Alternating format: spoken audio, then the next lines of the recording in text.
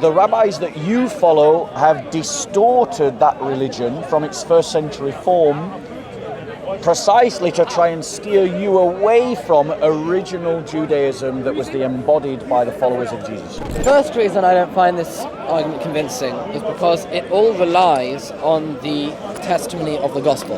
What's and wrong I with that? don't trust the testimony of the gospel. On what grounds? I don't really have any reason to trust it. On what grounds? There are not rabbis nowadays joining the Christian movement. Yes, there are examples of rabbis who have become Christians. Oh, nowadays? Yeah.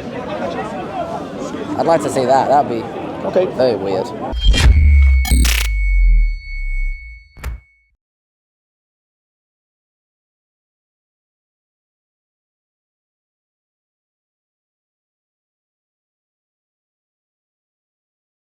Tell me, what was it about Jesus that the rabbis missed? Why is it that when they were looking for a Messiah, and this guy came along, and they didn't think he was the Messiah? Why didn't they think that?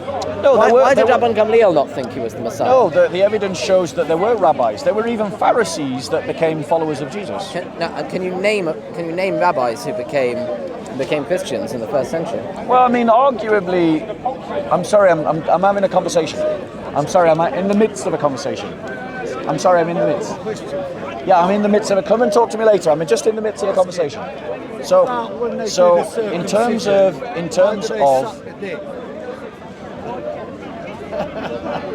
I'm not even going to go down that road.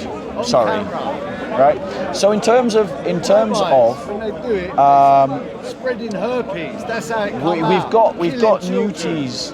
I mean, this is just sadly this is just anti-Semitic slurs. Shut up. This is just anti-Semitic slurs. Well, it's in the Talmud, and people should be ashamed for trying to stir up antagonism towards the Jewish people by making statements like that. Shame on you for doing that. Sorry about that. Do you want me to come on camera and say the question? No, we're having a conversation, bro. Defame me, anti-Semitic. What in that comment makes me anti-Semitic? So what are you? I'll answer the question. What are you trying? Can you not see I'm in the middle of talking? Why does a rabbi? Can you come after we finish? You're going to chop all this. I'll tell you what makes it anti-Semitic. Why do they suck the? After they do the, what they kiss it. So it's a lie. They don't. They put their lips to it. Some do put their lips to it. They don't suck anything. Some do. And it came out because in New York City, bare babies was dying getting herpes because this old rabbi spreaded it all around the community and they covered it up. That's a lie. That's an anti-Semitic lie. That's an anti-Semitic lie. It's a lie. It's an anti-Semitic lie. You're a liar. You're goyim, isn't it? Go on, lie now. No, you are a liar. I'm a goyim. That's plural. That shows your ignorance. Goyim is plural. I'm a goyim then. I'm a goyim. There you go. Oh, I'm a slave to you. That's not slave. It means nation, you moron. Sorry about that. I hate these people. Don't hate. You'll get better. Try not to hate. Try not to hate. You'll get better. So I forgot. Oh yeah, right. So we believe that there were rabbis that became Christians. So there were. Because Rabban Gamliel didn't. No, he didn't. But one of the people in the temple, a member of the Sanhedrin, was a secret believer of Jesus Christ. Our double agent, Peter. No, he was not in the Sanhedrin. He was our double agent. No, he was not in the Sanhedrin. He was not in the Sanhedrin. He was. No, he wasn't. Peter was not in the Sanhedrin. Or the Sanhedrin rabbis. Sanhedrin were judges. They were rabbis, yes. Elders. Thank you. Right. So let me show you that we have evidence that a Sanhedrin became a Christian. You mean a member of the Sanhedrin, not... Yes, a member of the Sanhedrin, i.e. a rabbi, became a Christian. That is exactly what we're talking about. Bear with us. Just for further reference, future reference, the word is Sanhedrin, not Hedron. Sanhedrin, thank you very much. I accept your correction. Bear with us.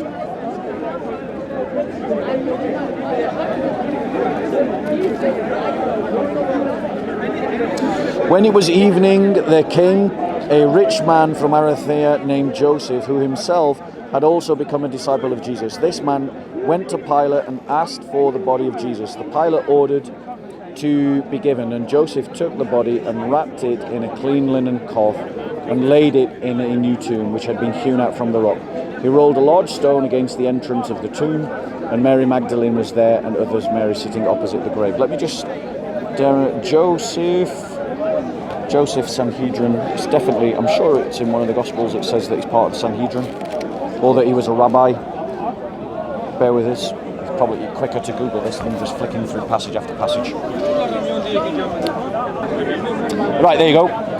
So in the Gospels, it states in Luke 23:50 to 51 that he was a good and just man who didn't consent to the Sanhedrin's decision or deed to crucify Jesus. Okay. So he was in the court when it was making his judgment, and he said no.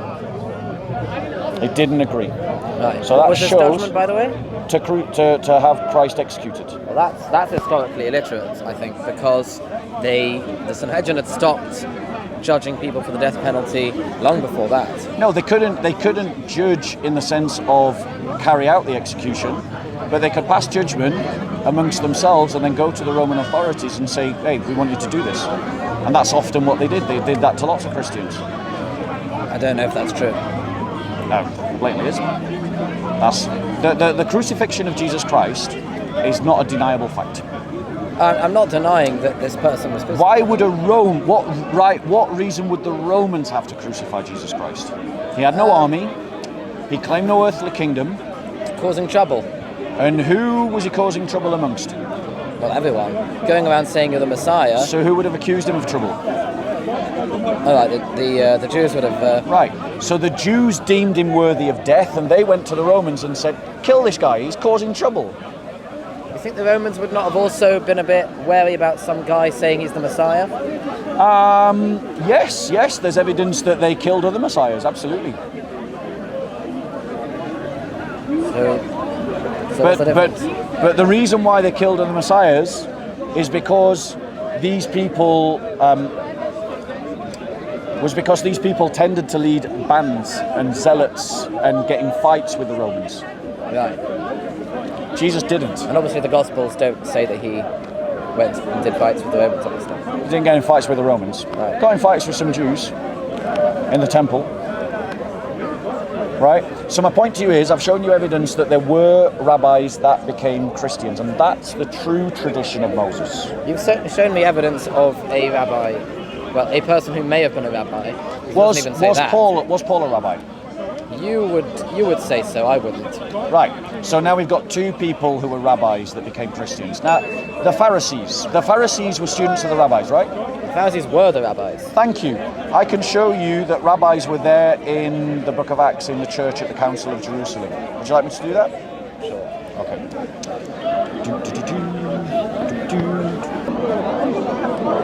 Because remember, our debate now is about, because you've kind of given up on the form thing and the image thing, our debate now is whether we have a legitimate claim to the rabbinic tradition of Moses. Right. And I am trying to demonstrate from first century evidence that we do. Right. Okay? Bear with us, please.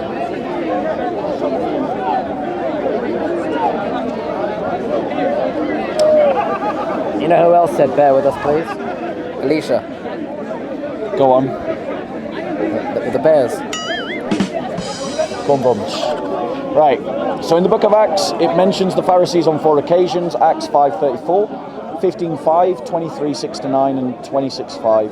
In 2 instances, the Pharisees acted as advocates for the Jesus followers against the Sadducean leaders. In another, some Pharisees composed part of the Jesus movement. Now, we can go through each of these in turn to find out which one it is, or you can just accept. Would you like to show? Do you want to find it? Except that there were some Pharisees who became Yeah, Christian. some Pharisees composed part of the Jesus movement. Right. So my point to you is that I am saying to you that the original. Remember my argument. Christianity is the original Judaism. Christianity has rightful claim to the rabbinic tradition. Christians are first century Jewish movement. They were rabbis amongst the Christians, and I am saying that the rabbis that you follow have distorted that religion from its first century form precisely to try and steer you away from original Judaism that was embodied by the followers of Jesus.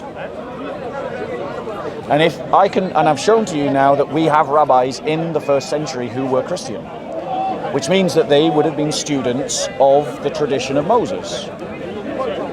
And thus, the church has a more historically legitimate claim to that tradition and to that belief than you do, because you base your arguments and claims on documents and persons and authorities that come far later in the Jewish movement, centuries later in the Jewish movement, millennia later in the Jewish movement.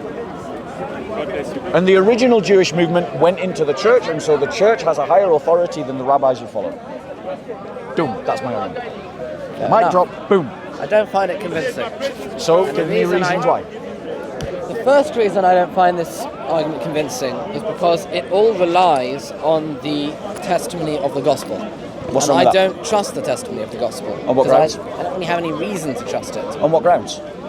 Because to me, it just looks like some Greek books written by some guys in the first century. That's not very convincing to me. These are all assertions. I mean, it is. It is Greek the books. Greek books written by some guys in the first century. And how does that disprove it?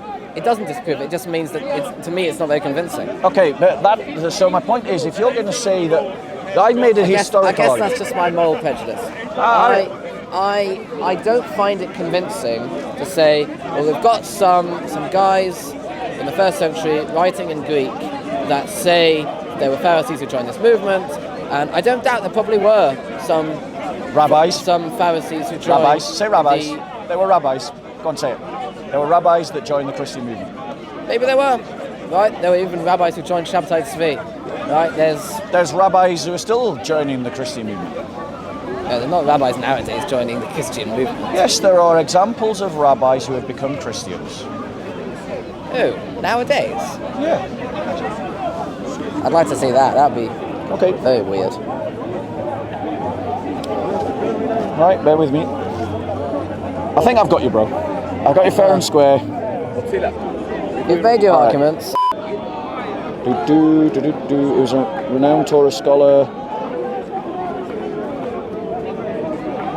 No, that's Rabbi Cook.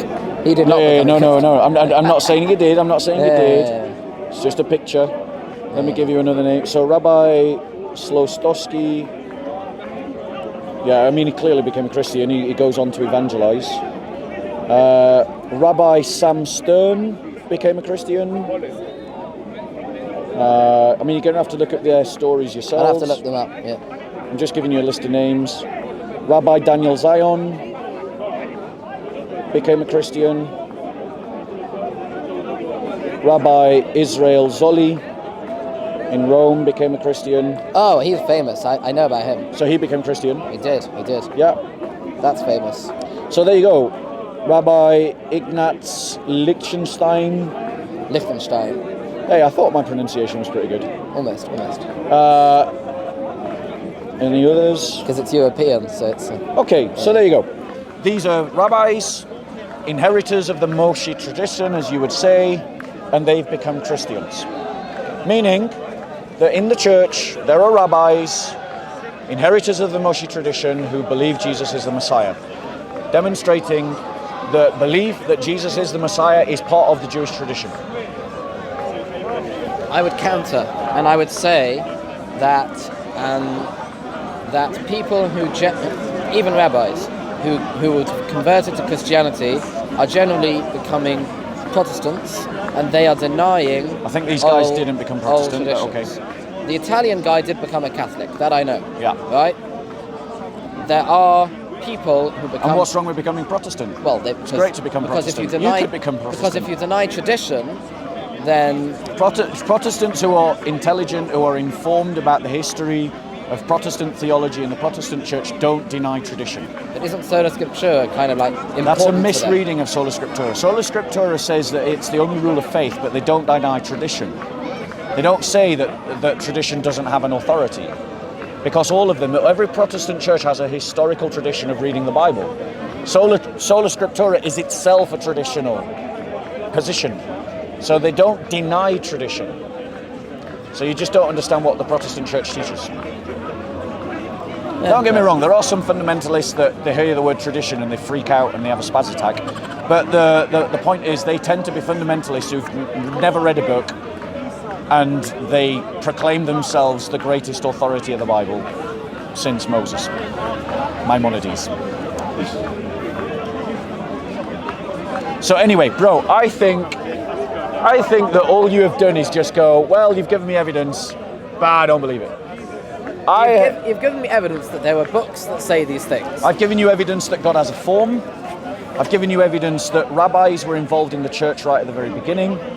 I've given you evidence that the Jewish rabbis that you do follow had a reason to draw people away from certain interpretations, and that those certain interpretations are older than the ones you're appealing to. I've given you evidence that the Christian movement is a Jewish movement, that it dates from the 1st century, and that it evidences everything that I've said. I've given you evidence that there are echoes of Christian theology still rumbling around in the Jewish community, which I talked about from the 13 principles, and I've given you evidence that Christ literally embodies the actions of God, because he raises people from the dead and he heals people. I've given you a lot of evidence. You, on reply, have given me no evidence, and when you tried to look for evidence, it agreed with me about the form of God. And then you said, yeah, but our rabbi said differently. Yes. That's not an argument. I have given you evidence that my rabbis are older than your rabbis, and that therefore I can legitimately claim that what Christians believe is rooted in Judaism. And is therefore, yeah. Okay, have a good day. I'd give you a book, but I doubt you'd take it. I have books. I have other books. Would you like a book? For free? Yes, of course, for free. Oh, wow. I know you're not allowed a Bible, a New Testament, so I won't give you one of those. Oh, if it's not one, what kind of book is it? It won't be a Bible, because I know you're not allowed. I know you're not allowed. No, I have a John. You have a John? I have a John. I got it for free. You do? So you do take Gospels? I do. Is that the only one you've got? Yes, that's the only one so far. Okay. I refuse to spend money on these things. I would want to leave you with this thought. Right? While I find a good book. That'll do. What Gospel's that? Mark. There we go, you got Mark. Thank you very much. Top marks. Top marks. So I want to leave you with this thought, right? The prophecies in the Old Testament, as you know, is that when the Messiah comes, the Gentiles will hold on to the cloaks of the Jews and say, take us with you to Jerusalem. Indeed. Right? The only Jew that has ever got Gentiles to go to Jerusalem and offer up prayers of sacrifices of praise and thanksgiving is Jesus Christ. Because of Jesus Christ, for 2,000 years, Gentiles have been going to Jerusalem and worshipping the God of Abraham, Isaac, and Jacob. So he is fulfilling the prophecies of the prophets. That's my final thought. You have a good day. Right, then. We love Josh. We love you.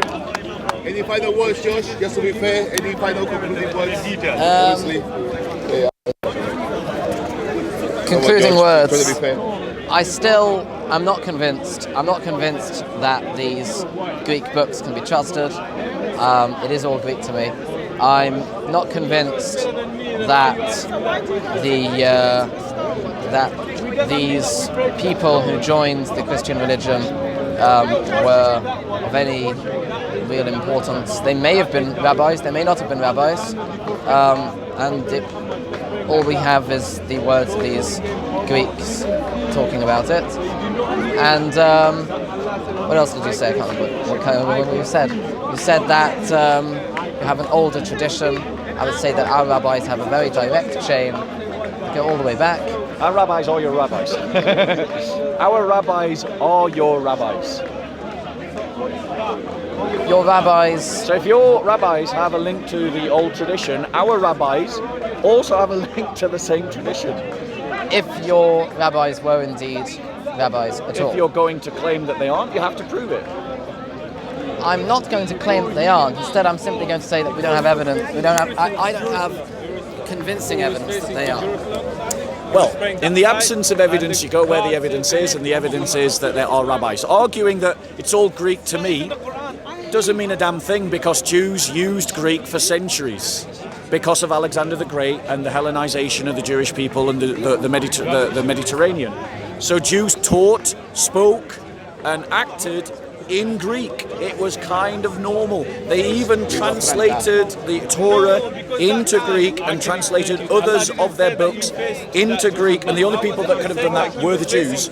So if the Jews are okay to use Greek books, bearing in mind that when the church went into the diaspora Jewish community and to the diaspora synagogues, they were doing it all in Greek.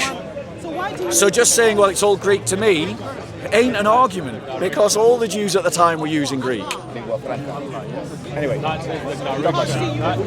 You're a good man. I like talking with you.